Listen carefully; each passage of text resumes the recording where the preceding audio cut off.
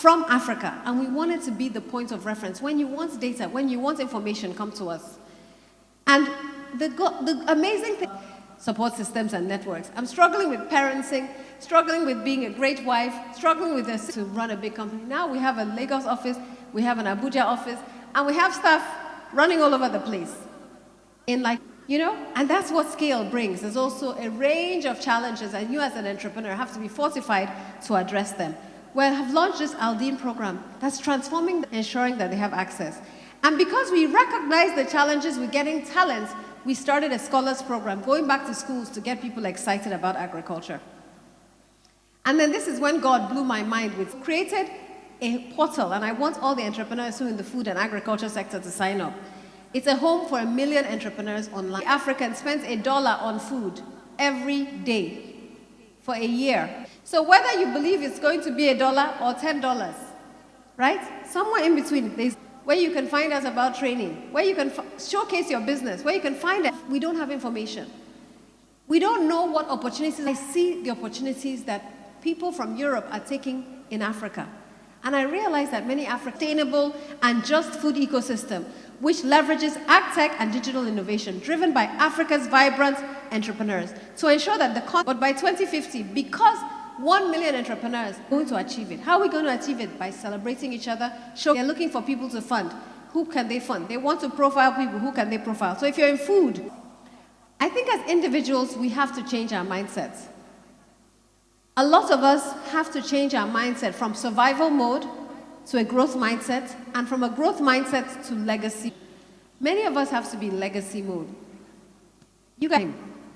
We have to transform our country, so we have to change our mindset.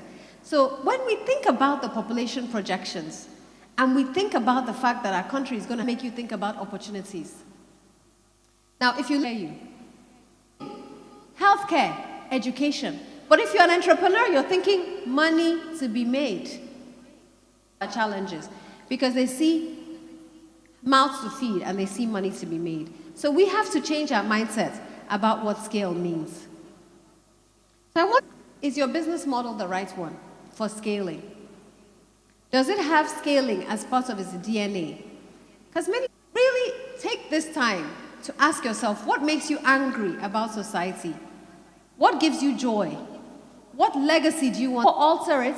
Or you might have to change your business model totally. And it's not too late. It's always good to do that. It's always good to refine. It's always good to think. When we started Leap Africa, we used to do 1 year. We found out that's a drop in the ocean. You want to change African leadership, you can't serve to teaching teachers. Now when I teach it, they have the person.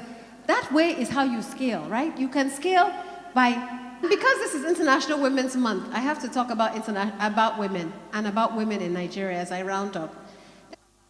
Nigeria cannot move forward if we don't have women entrepreneurs thriving at their highest potential, scaling their businesses, building mega businesses, feed the poor. I've been thinking about the number of vulnerable people who are going to be affected just by the fact that we're even closing places of worship. We need layoffs. Think about the airport staff. Think about those who cater for airports. I'm just saying already, not to talk about these. We need women who can generate wealth so we can fill these gaps. But the reality is that in Nigeria right now, we do not have gender parity. In Africa, we don't. In fact, 40 years, I refuse to wait for 140 years because of the money we're leaving on the table and the impact that we could have. They've estimated that if we close this gap, it will lead to a 10% rise in their highest potential. All of us benefit. And there are many linkages. And so I really believe there are a few fundamental things. The second is we have to support other women. It's a tough road to be a woman entrepreneur who's scaling their business. It's tough.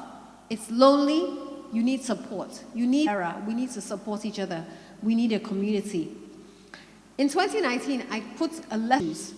Do not underestimate them until you have challenged them, and do not talk about them until you have talked to them.